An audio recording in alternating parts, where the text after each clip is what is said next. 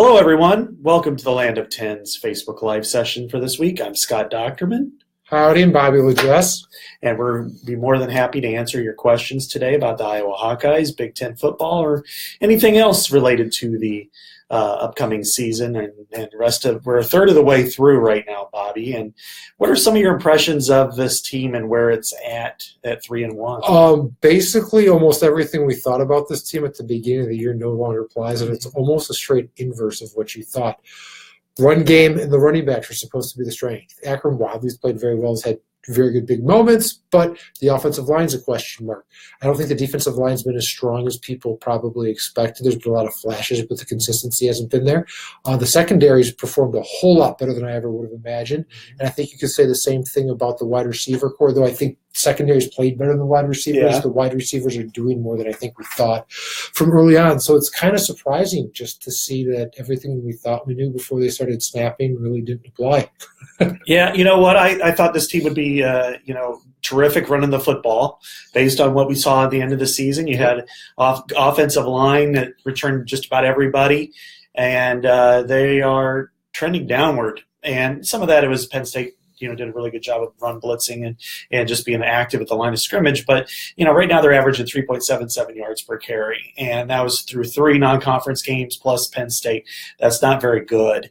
Not for Iowa. And they've got some good teams coming up. Wisconsin, Minnesota's got a good run defense. Michigan State always does. So I think they've got to start getting the ball rolling on offense. And, they haven't had a lot of cohesiveness because they've had injuries and what have you. But I think right now, that's got to be word one. And I'm not pressing the panic button on this because they do have an electrifying running back, but they've got to be more consistent. They've got to churn out some yards because last week they got doubled up in time of possession and gave up 99 plays to 45 on their offense. Yeah, and the other thing is you saw a little bit of the 2016 blueprint that teams used against Iowa. Penn State loaded the box, and they blitzed, and they said, kind of beat us passing the ball. And really, Iowa couldn't do it. You had the pass at the end of the first half to Nick Easley. You had the touchdown pass to Akron Wadley, which was basically just a check down when he kind of slipped out of the backfield to get past 2 guys blitzing. They didn't do too much through the air there. I don't think you have to worry that this is going to be a repeat of this with everyone doing it because Penn State likes to blitz a lot. Their defensive line was amazing. Their defensive front was really athletic. So they had a lot of things you won't see in too many teams, but at the same time, that's going to be concerning because I think you're going to see some teams in the Big Ten, including, I think, Michigan State this week, that are probably going to do something similar until Nate Stanley shows he can replicate his Iowa State game and start making plays through the air, and then they'll back off out of it. So I think it's something you'll see maybe from time to time, but it's going to be on Iowa to kind of force the team out of it, which is something they didn't do last year. And this is a very, very, very physical team that they're going to play this week, which it always is. But it's going to be two teams that I always call them the Big Ten's version of Rock'em Sock'em Robots. So I think that's what we're going to get. So to read some of your questions here, Sean asks, "How you doing, Sean? Over under on snaps for AJ this week? I mean, some of it depends on the number of snaps. I mean, there's 99 for Penn State last week. I will say that number will be trimmed by about 30 this week by Michigan State, but I would put him at 30. I think that's a good number. I think he played about 39 snaps in the last game. So factor in the fact that there is going to be fewer snaps unless this thing goes like 6 overtimes. I think 30 is a good number. I was thinking like 27 or 28, but you're in the same ballpark where it's less than last week, but it should be a good percentage of everything that you see there. I don't know if you'll get him in for a whole lot more snaps this week, because I think you'll see Michigan State team that runs the ball a little bit more. Iowa may turn more to I don't know, it's traditional starting guys up front there with Gesse, Anthony Nelson, more of a rotation, because this will be a different kind of physical test than being on the field for 99 snaps is, just with the constant just jab shots that Michigan State's offensive line will give you. But I think that's a good number. I think you'll see him out there plenty. And the interesting thing will be to see how often he's in there in non-pass rush situations. Yeah, I agree. Not just 3rd and 8 or 3rd and 12, but 1st and 10, something like that. We had a question up there. Let me go. Yeah. Here, hold on a second. It was about the emotional toll of last week. It was from Jim Holloway. Thanks for the question. Do Iowa recover quickly from the emotional loss? I would say this is the perfect game for that. We all remember 2015 and just the the haymakers that were thrown in that game and how tough it was, how grueling it was, and then the last play, L.J. Scott's touchdown. If they were playing a team like, say, Indiana or Maryland, who's capable of beating Iowa, and they're going on the road after this loss, yeah, I think that's a real concern. But I don't see this team coming out flat, demoralized, or dejected at all. I mean, they had a pretty good performance, and I think the fact they're going on the road to a team that, again, one of the epic games in Big Ten history, they came up short. They're going to be motivated as well. Now, physically, will they be able to handle it? Defensively, I think that's a real question because they're going to exact a physical toll in this game, but I think this is one that they'll be clearly motivated for. One of the things Kirk Ferentz said today is they are watching out to see how the players cover physically from that game. Also, you did have the Heat early on, 99 plays. They're careful, and he said they'll find ways if they have to scale back practice to make sure the team is physically ready for Michigan State. That's a twofold issue. Like Scott kind of said, Michigan State's a physical team, so you need to be ready for that to start with. So that's part of it to make sure they show up and they're fresh and round. If it was a 12-round boxing match, not kind of walking into round one as if they had just done 2 other rounds with some other guy and facing somebody fresh, but also to make sure that this one doesn't cost them a week later. So I think that's a little underrated thing there, but I think it applies there. I think the team is going to be ready. They remember that Michigan State game for the guys who are on the roster. The other ones, it's like, a kid from New Jersey coming into the Iowa State game. Amir Smith-Marset and Akram Wadley when he was a freshman. It doesn't take them long to see the guys in state kind of treat the Iowa State game as a rival, and they kind of follow in line with that. I think this is kind of the same way along with that. So what else do we have? Donnie, hey, nice to see you too. What else do we have? Brian? We have Jerry. Oh, sorry. I thought we already did Jerry. Yeah, he said he thinks Ferentz is not giving talent a chance to bloom. Penn State seemed dialed in on Wadley. Should have given Young a chance or used him in a decoy and play action. Honestly, I don't think that would have been the smart move the other day because when you have a team like that, I think you need speed to combat it. I think you look at last year when you had Michigan. The best back in the game was Akram Wadley. But the following week at Illinois, the best back was LaShawn Daniels. And I think, as good as Torrin Young is, I think Wadley was your better bet that day because as we saw what happened late in the game, that was what Akram Wadley can do. Torrin Young can't do that. And I think Torrin's a really good running back, and I think Ivory Kelly-Martin will be, and I think it'll be a great combo in the future. But I really think at this point that Wadley was your guy. Let him run. Go ahead and run with him. The fourth quarter showed why Wadley was the right guy to play because all he needed was a little bit of space, and against that aggressive defense, it resulted in touchdowns. One time, like I talked about earlier in the pass reception, he got out beyond 2 blitzers, and Kabina saw Wadley going out and tried to catch him, but Wadley was so fast, there was nothing he could do. And on the second touchdown, they ran, I believe it was an outside zone, and with the way Penn State was lined up with the blitz, there was no one for where Wadley was going with the ball. Keegan Render told me today, someone said Brian Ferentz said on the headset that once he saw the alignment that he just started saying that this is a touchdown. Because Iowa didn't have to do anything to make that play a touchdown.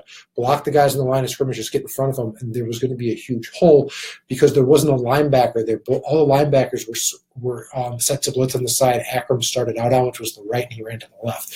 So Akram was your big play guy. And the other part of that was those blitzes kind of show why I don't think it mattered too much who the running back was in those first 3 quarters. Penn State blitzed. They were putting 7, 8, even 9 guys in the box, and they were coming at you. There was more guys there than Iowa could block. The defensive line controlled the line of scrimmage, even on plays when Penn State didn't blitz. When there's no holes and there's no room to run, it doesn't matter who the running back is. Barkley would have had a hard time trying to run against his own Penn State defense with the way things were going for those first 3 quarters there.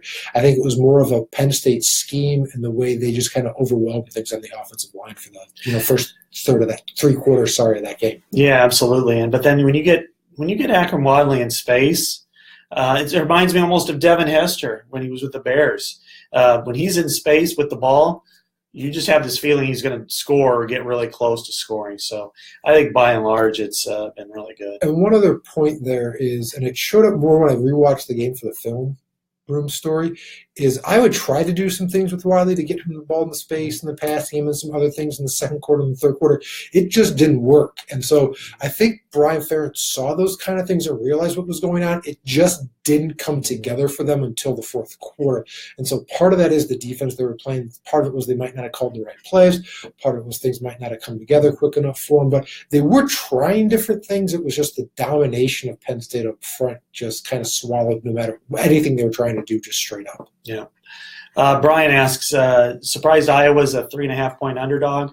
No, not really. I mean, maybe a little. Even though Notre Dame beat Michigan State by 20 there the other day, a lot of that was self-inflicted by Michigan State. It wasn't as much they got just pounded or anything like that. So, I think they're both pretty good teams. So I would say that was the score was not really indicative of how Michigan State performed. So therefore, that's why, and home field generally gets a 3. So, maybe Vegas has predicted a downturn for Iowa. I think this is about probably right. I wrote a story that should be up shortly soon, if not now, on kind of why third down is really important in this game. And one of the things that I put in there is, from an advanced stance point of view, these are very similar teams. Not just the stuff everybody always talks about with them, but this year their numbers profile look very similar. So that puts you at the 3 points for being at home. And then the half a point might be something here that goes, that's a little surprising. Mm-hmm. But you're not going to talk about that like it's a 5-point swing. So I think with the way Vegas looks at things and the way everything goes, 3.5 is probably pretty close to heads out. Yeah, absolutely. And then Gordy says, I was very young with skilled positions. It takes time, but they are getting better. Most Ferentz teams, regardless of the position across the board, are better in November than they are in September. And I think that specifically applies to some of these skilled position young guys you're playing. I thought, and we're going to just go on the defensive side of that, what you saw out of Imani Hooker was fantastic. There was no glaring spot during that game where you went, whoa, what's going on with Imani in his first start against a Penn State offense like that? Yeah. That's probably the best compliment you could give him. I really like what I'm seeing almost across the board with everybody in the secondary. Thought that'd be a concern coming into the season, with the exception of Miles Taylor and kind of missed tackles or occasionally being out of position, which we saw last year too from him. They're playing a whole lot better than everybody expected. So I think you're seeing some really good things there. Now's the question is, how long does it take them to go from kind of playing well to either understanding the offense / defense / what the other side of the ball is trying to do and kind of putting it all together there. But they're doing a good job of just kind of relying, I think, on athleticism and their individual strengths, whether it's a wide receiver, cornerback, whatever position you're talking about there. And you're talking about quarterback, Still right now, it takes time to build timing. And when you have a quarterback like that and a lot of new guys, still, Nick Easley's been on campus since, the spring, but that's still not very long. And then, Mir Smith-Barset, Brandon Smith, Max Cooper and some of the others haven't been there. Matt Quarles, who hasn't even seen any action, so it takes time. And that's why a lot of times those, routes, those longer routes, you have to gauge the speed of the receiver in a lot of cases before you hit him. I think they will. It's just a matter of time. So April Pierce asks, is the passing game going to be more of a game plan this week? I think catching the ball needs to be even more ranked higher than passing it. Last week, they had 22 passes, 23 runs. 45 plays is just far too low. You just can't go there and expect to win and beat a good team. And really, if Penn State had 98 plays instead of 99, they would have. I think the passing game is, they want to be balanced. I wrote a story, it came out just a little bit ago, that Iowa, when Iowa runs for 100 yards the last 3 years, they're 23-1. When they don't, they're 0-8. So they've got to run the football, and you've got to keep your defense off the field. That was a huge problem for Iowa, early on and run throughout, and could affect them this week.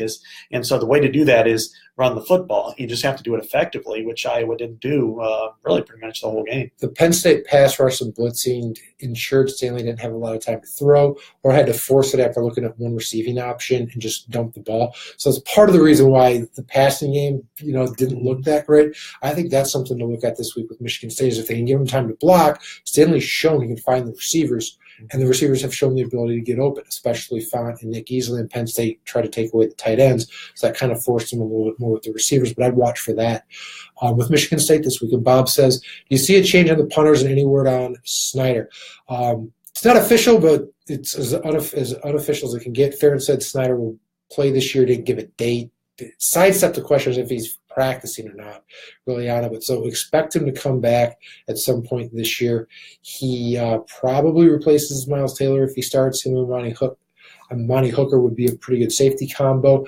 The question is when. I would be shocked if it's before November.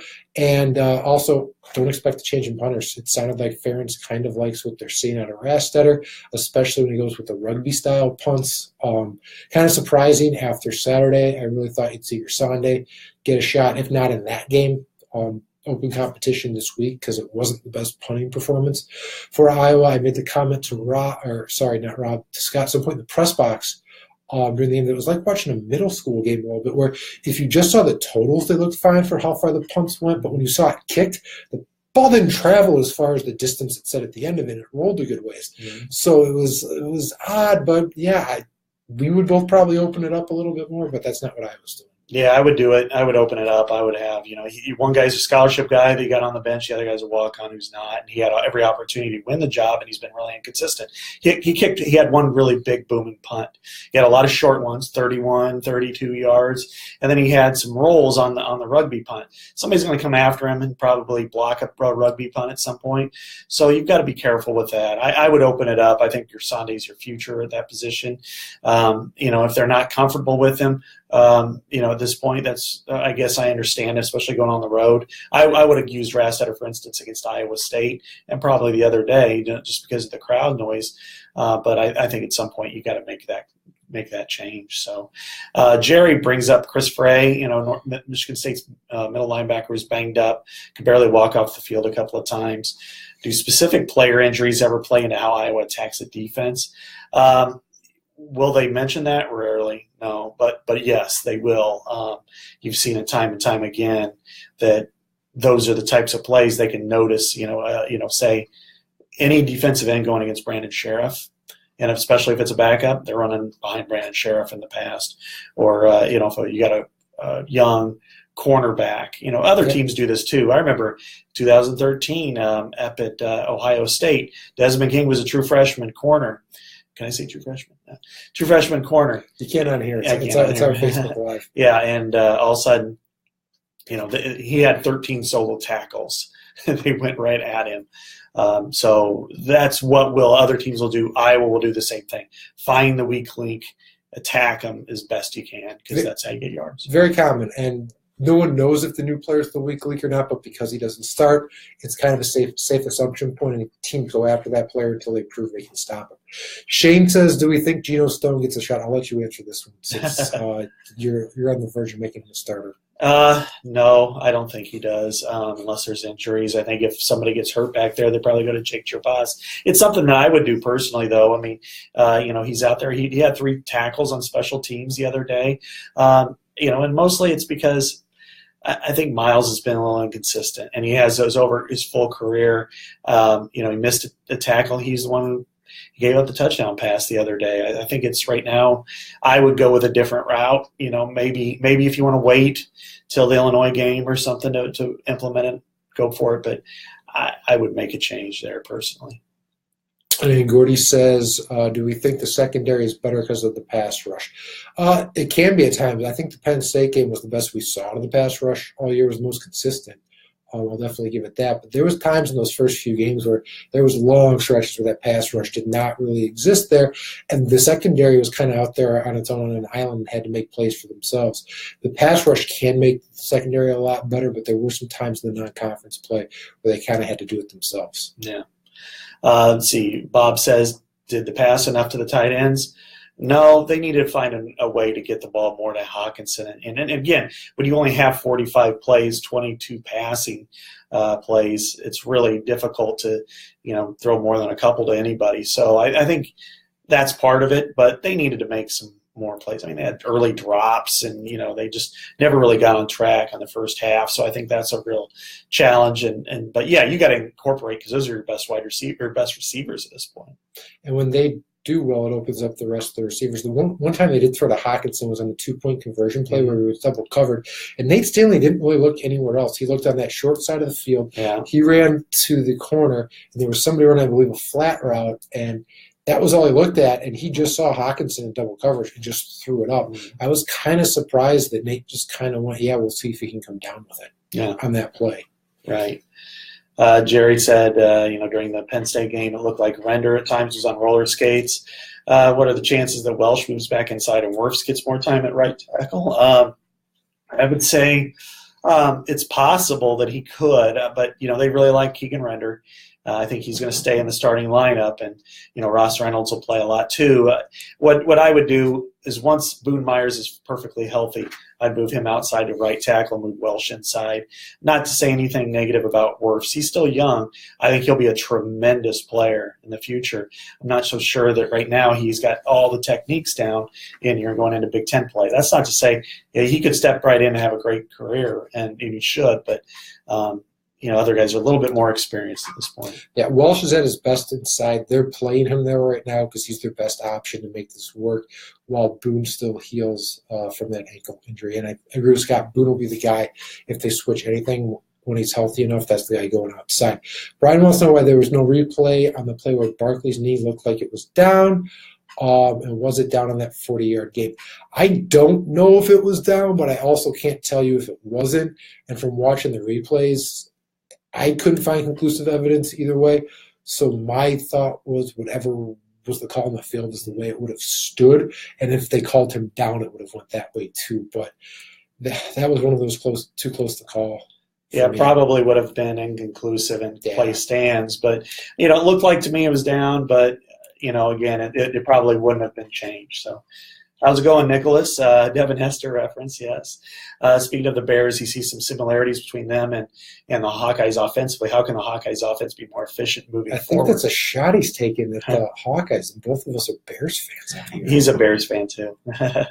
Yeah, so how can they be more efficient moving forward? I think not dropping passes is going to be crucial. I mean, those 3 early drops were just killers because they just couldn't get anything going. And, and then they got a pick play on the 3rd drop, so it didn't matter anyway. I think if they could be balanced, I mean, numbers-wise they were, if they can run and pass at a rate where nobody's really free, where they're to be able to do what they want, then they'll be fine. But they got to hold on to the ball. Otherwise, it's going to be 8-man, 9-man boxes. Yeah, I think the Penn State half will be the worst half of offense we see from Iowa this year. So you have to remember that, too. Every team usually plays one game, at least, that's way above their head, that you go, whoa, you wish every game was like that. One that's really, really bad. And this wasn't the really, really bad game, but it was a half of really, really bad football for the offense. If they catch some of those passes that they dropped early, I think that changes the dynamic of things. Not only do you get the chains moving, it's not 3 and outs, the defense isn't on the field for a gazillion plays, but that might loosen up the Penn State defense. You might not see those 7 and 8 guys in the box, and all of a sudden Wadley might be going a little bit earlier. You hate to see drops, but I think in this game you really hated to see them because it could have changed the complexion of the way so much of that game went, not just with the Iowa offense in itself. Jerry says, will the winner of the Iowa versus Michigan State game be the team that recovers from their games better? 2 completely different outcomes with the emotional last-second loss to PSU and the Michigan State blowout to Notre Dame. I mean, it could be – I think you throw Michigan State and Iowa together, and it's almost like Michigan State, Wisconsin, where you expect it to be close, and then someone's going to do something to either slowly start inching away in the 3rd quarter, or it's going to come down to a play in the 4th quarter. The teams are built so similar to the way they seem to be. It might be the recovery factor with Iowa, playing so many plays, and Notre Dame, kind of doing what they did to Michigan State. That might be part of it, but I still think it's just going to come down to a close game in the second half because that's just kind of in the DNA of when you put these 2 kind of teams together. They've played 8 times, Ferentz versus D'Antonio. Iowa's won 2 double overtime games. Michigan State's won 2 games 16-13. Iowa won 15-13 on the last play of the game with Marvin McNutt catching a touchdown pass. They've each had 1 big blowout. Iowa's was bigger in 2010, 37-6, when Michigan State was ranked 5th. In 2011, Michigan State, won pretty decisively. And then the last time they played in a regular season was 2013, and it was 26-14, but it was a close game. It was 20-14 before Mike Sadler, hey diddle Sadler up the middle on 4th down and ran for 25 yards and just kind of changed the game. So these 2 teams traditionally play very tight, very physical football games. how mentally comes back. I think they'll both be in pretty good mental shape. As I mentioned, Iowa did not look down or dejected, or I have seen that team before, and plus they bounce back pretty well from that stuff. But then Michigan State, this is Big Ten play, and I know as much as it's a pride factor for Iowa, it certainly will be for the Spartans and the way D'Antonio talks, and especially about Iowa. So I think you're going to see both teams at a real spirited level, but it's going to be about execution and pretty much how their bodies responded from that, from those games last week in the heat. And I think that's going to be the difference is, who limits their mistakes, no penalties on third down, turnovers, and, who executes in big situations. Okay, Daniel says, why didn't Iowa throw the ball more on first down with Penn State selling out to stop the run? It was obvious they weren't going to have any running success. This is going to surprise you, Daniel. Iowa ran the ball 10 times on first down. They passed the ball 8. That's about as balanced as you can be, and Iowa wants to be balanced. They were throwing the ball there. That's one of the I broke down a lot of stuff in the third down story that I posted for why it'll be important for Michigan and Iowa State. And that, Iowa's been, and this is one of the things I pointed out in there, Iowa's been fairly consistent with balance on offense, pass, and run. The numbers are skewed a little bit higher. It's like 73 to 49 run to pass. But in the North Texas game, they ran the ball 18 more times than they threw it on first down, and that was tied into the fact that they just ran the ball in the second half to win the game. And when we factor that out, there is no large difference between pass and run. So Iowa was trying to do it. I hit on this point earlier. They tried to do different things outside of just straight runs up the middle or inside zone or outside zone or that basic stuff you play. It just didn't work because Penn State was, that dominant for the first half. They went to the pass. It wasn't there. You had guys dropping passes, all this other stuff. Iowa tried a bunch of different things to get it going, but it all looks the same to the fan base when it doesn't work. When it's 1 yard run, incomplete pass, quarterback's under pressure. And so I understand the frustration, but they did. They threw it 8 times. Yeah, they tried. They failed. Yeah. And that's what makes it look bad. It's not really a lack of trying or, the diversity within this offense is pretty strong. They ran the ball, or there was 25 plays with 3 wide receiver sets. 11 of them were runs, including the touchdown run. So, Iowa's doing something completely different. It's just a matter of can they execute at a higher level, and that's going to come down to coaching to some extent. It's also going to have to come down to execution, and I think that's right now kind of a theme. And they're playing good teams too. They're one play away from upsetting the number 4 team in the country. Yeah. That's pretty impressive. Yeah. Hey, Day, good to see you watching here.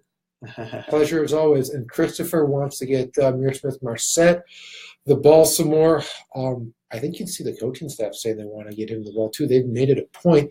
Yeah. This last game, I wouldn't use that for anything. You kind of got to throw it out for something like that because nothing worked. And so, yeah, you want to give him the ball. I wouldn't be surprised if they call a play or two to get it to him here. It's just Penn State was kind of better than them for 3 quarters, and that was a lot of that game on the offensive side of the ball for Iowa. Yeah.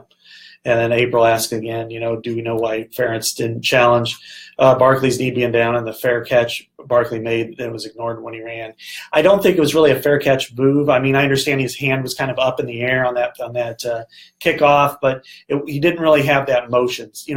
Returners are allowed to keep their hands up. They just can't wave their hands. And he kind of moved his hand up, but it looked more like he was judging the ball. So that's kind of understandable, I guess. If I was Kirk, I would have challenged that play. As we kind of mentioned, that it probably was one that would have stand. It would have been inconclusive. But I agree. I probably would have challenged it. It's a 40-yard play. That's pretty crucial. Yeah, Casey wants to know how the team will bounce back. We kind of covered it a little bit earlier. We think fine. Physically, I'd be more worried about them playing 99 snaps and being in the heat, but they seem to be into a good spot coming out of that game. And I don't think the loss itself on a final play is going to impact their performance against Michigan State this week. Right. Eugene, how's it going? When does 94 start on a regular basis? Not soon enough. I don't think he'll start. Yeah. I think he should because I think he's Anthony Nelson and he are both it's a tandem. But Parker Hesse's done a lot and he works hard and he's part of the program too and he's done a nice job. So I don't know that he'll start, but I think he's going to start playing a lot. It's kind of like this thing a few years ago in basketball with Gabe Olashaney and Adam Woodbury. Woodbury started every game but one, but Olashaney played as many minutes, and I think that's probably, even though starts everybody looks to, as long as he gets about as many snaps as everybody else, I think he's going to be, that's the way to go. So. Yeah, Eugene also says with short passes at the beginning of the game allows Stanley to get in a rhythm. Great idea. I thought the same thing, especially for that Iowa State game, first road game, to get him into a rhythm.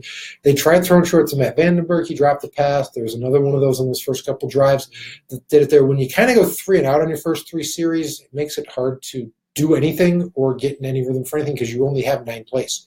And so you want to run the ball. You want to get the quarterback going. You might want to get a touch to it easily, or a Matt, or an Amir if you want to get him kind of involved. And when you're just going 3 out and punting, it's hard to do anything. You kind of got to get some sustained drives to kind of get that rhythm built up for anything, including Stanley in the passing game. If I'm Iowa and I get the ball, say around the 35, let's say you kick off, Michigan State goes 3 and out punts, you get the ball at the 35, 40 of your own. First play I would go against Michigan State, from what I've seen over the years, is I go deep ball because they play the Big Ten title game. They play man-to-man, aggressive man-to-man. I would have Smith Barset out there on the split inside, probably to the left, and I would run a go route and I would throw it, let him throw it 70 yards. I don't care if it's incomplete, just on it as long as it's intercepted. Make them back the blank up, because I think that to me is vital in this game. If you can get Sparty out of the box, you can run. And then they are so aggressive on the corners that you can get up and down the field. Now, in Greg Davis's offense, up until the fourth quarter, when he finally said, "Okay, do what you want to do," they crushed them because as they ran half-speed routes and they were all over them. But with a man team like this, you keep running, and I think that's what I would do. First play of the game. Now, if it's 2nd and 10, go back to your regular offense, but I back him off right away. There you go. Should pull out the flea flicker while doing it. You're really confusing. I'd do that too. There we go. Hey, right off the bat too. Why not? Pitch pass. It'd be fun. Oop. All right. Shane wants to ask about basketball teams looking. Well, they start practice, gosh, in a couple of days. Isn't that crazy? I know. I'm sure they're looking better than Louisville is right now, but or Auburn, or USC, Auburn. Former Iowa assistant Bruce Pearl and former Iowa basketball player Matt Gaines is a grad assistant there. So, yeah, and that list is going to grow probably in the coming weeks. Yeah. So, for those who don't know, there was FBI did a raid, a sting of Adidas and basically paying for athletes for recruits. So it's just starting out now. It's going to get a whole lot wilder, and they set up a tip hotline. So I want to hear. Yeah, this thing's just starting. If you haven't read it yet, go find some stuff on it today. There's been a lot of good stuff put out by journalists across the country. Yeah, it's pretty incredible. And how the basketball team's looking. Well, I'm not going to go too deep into it now. Beanie Day is actually a couple weeks away. Yeah. I wrote that the schedule is so conducive for Iowa.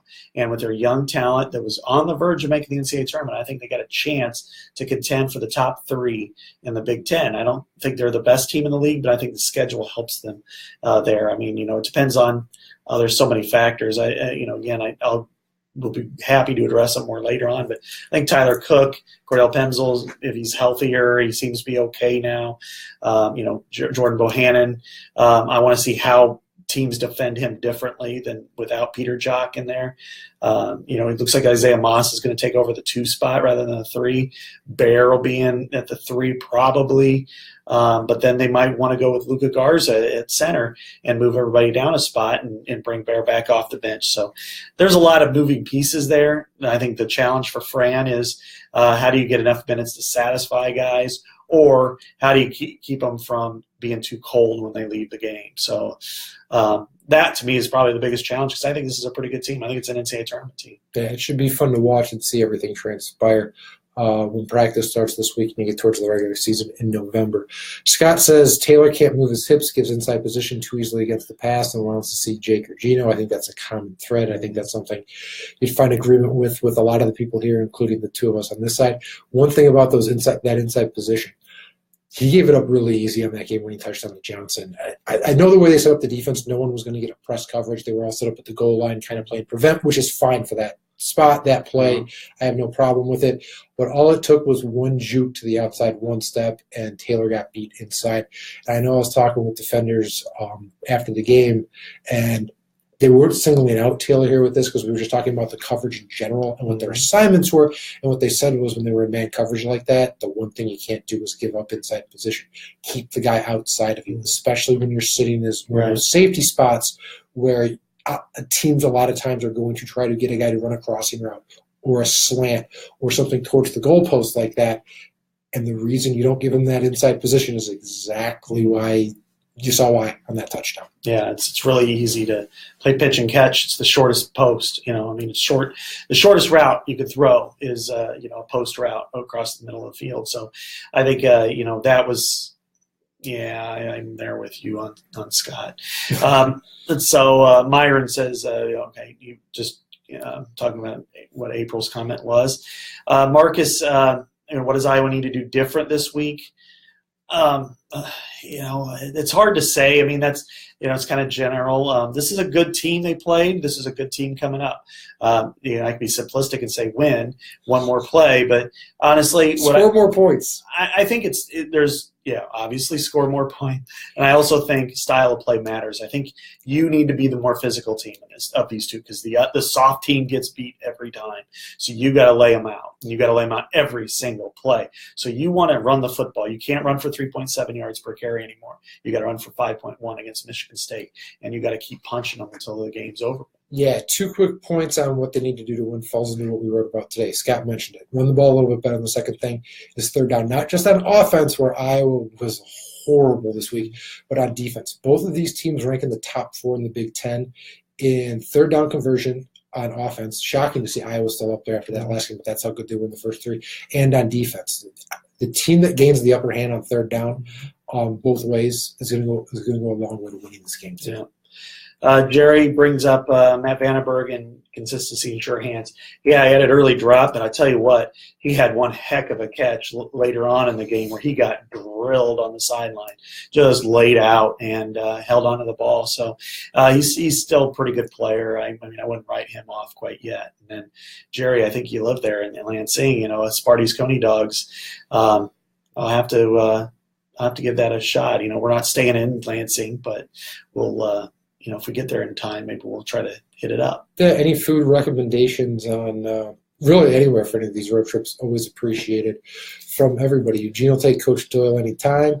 He needs to have a team rebound. Yeah, that's probably a fair and accurate statement to put there, too. I don't know if there's anything more you want to add to it. That he pretty much summed it up pretty well there. And Christopher says, that play with Hawkinson on the 2-point conversion we talked about, where Stanley threw it up for him to get it. Wouldn't that have been a perfect play for Brandon Smith? The problem was, I think it was with the formation and the way you were getting the guy to that corner route there was as a tight end. And I think part of the reason with that was with how often Penn State blitzed, you're going to then end up with a linebacker or safety at Hawkinson in man coverage, which is part of the reason why I think you ran that play. If you're Iowa, if you were expecting zone or something, maybe you go to Brandon Smith. But my guess is the expectation was another blitz from Penn State, which would have put your tight end in a good position on the cornerback there. I get the theory, or at least I think that's the theory. If that's the case, I totally understand it.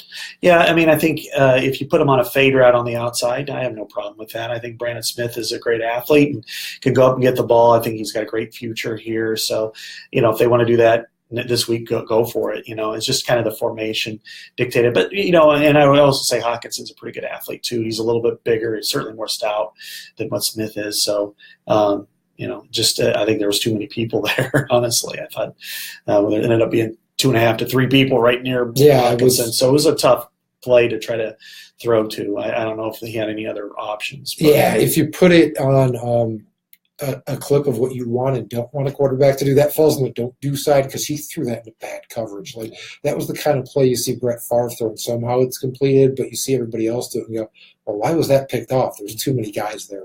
It wasn't the best move there. And Chris, we get your point about, you have the receivers that are young that are threats. You kind of want to get them out there. I totally understand that. And you'll see it throughout the season. You've seen it a little bit now. It's just that was one time they kind of went a different way with the young tight end to try to be the guy to make the play. And Jerry puts in the link to I believe that's the Dan Wetzel column on how deep will the recruiting scandal go with the NCAA. I know Wetzel wrote a good big picture kind of piece on it because I haven't read it yet, but I don't think anybody knows truly how deep it will go, but it could go really deep. I know Pat Forty over at Yahoo too wrote a really interesting piece on doing the death penalty with Louisville, since they weren't specifically mentioned with an assistant in there, but you can kind of connect some dots and realize that they paid $100K for a 5-star recruit, which I will say this for them. If you're only paying $100K for a 5-star recruit, that's probably a pretty good return on investment. If you do that with 5-star guys all the way across the board for a long time period. Yeah, we wonder why Power 5 programs go broke. Yeah, there you go. They can't pay the players because they're already paid them when they first walk in the door. Yeah, exactly. Brian wants to know about Michigan State's best strengths. I mean, this is still a pretty young team. They had to scrap a lot. They had, once they went from the 15 team, which was really good, last year's team had a lot of issues. So they are very young. Front seven, I think, only has one senior and one junior. On the offensive line, there's only one senior who is really good, Brian Allen. Quarterback's pretty young, Lewicki, but he's really good. LJ Scott, who everybody remembers. So I think they've got talent, and I think they're still have that physical mindset. I think they're just lacking a little bit of experience. So I think this is where Iowa can take advantage of them a little bit. However, they do, they play football too at a tough level. So I'm trying to parse here, but I think it's really a pretty even matchup. Yeah, Scott says play to win instead of not to lose. Simple as that. Creativity before the fourth quarter would be ideal. I think this goes back to the same thing we've been talking about a lot on here. Your offense looks bad. I'm assuming this is solely about the offense because your defense doesn't qualify for any of that. When you don't execute well, when the other team executes better than you, is probably a better way to put that. For that, it's going to look bad, and you're going to get things like effort and consistency, and maybe we should throw to this guy. And in this case, play to win instead of to lose. They did some different things. It just didn't really work.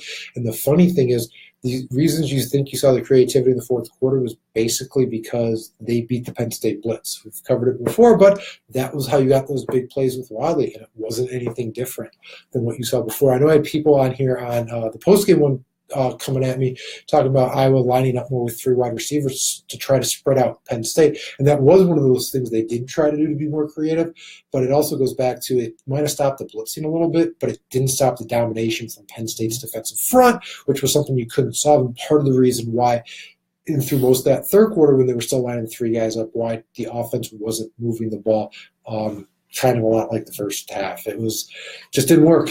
Whatever they tried, it just didn't work. Yeah, I mean, they had 25 plays where they ran 3 wide receivers, and they ran on 44% of them. So, their tendencies were off. They really try to do different things.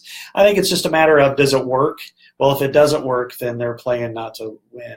I don't quite get that. This was a good team they played. I mean, that's one of the things. And the national title. Yeah, and the creativity was – fade route for a touchdown, a dump off to a running back for a 70-yard touchdown, and outside zone for a 30-yard touchdown. With no second-level defender within 10 yards of where the hole was. So, I don't think that's, as far as creativity goes, that's part of it. It's execution, but it's also you're playing against a really good opponent.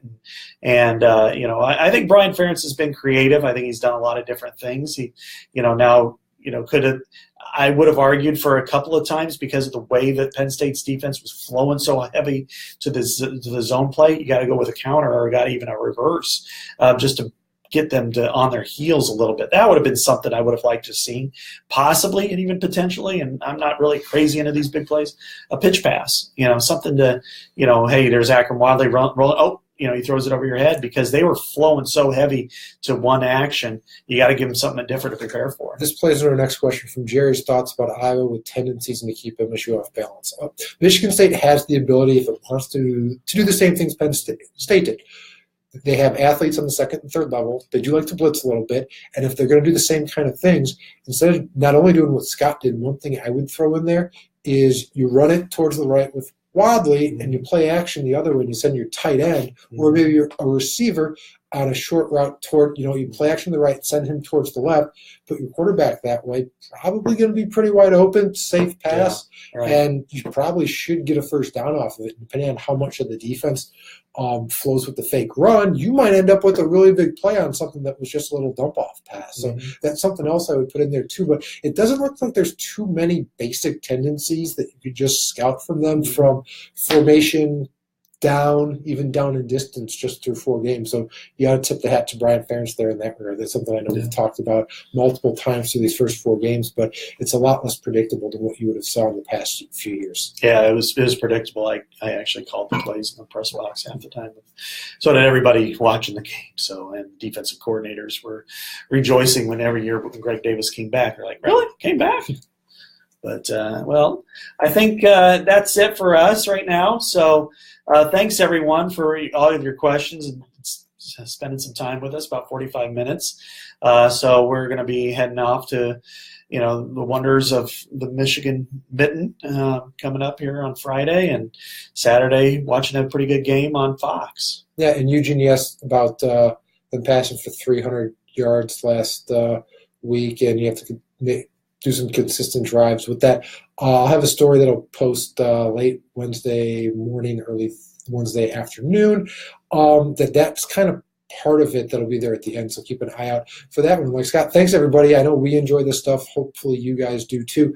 So we'll talk to you guys again from the state of Michigan on Saturday for the Michigan State game. Yeah. So thanks again, everybody. Bye.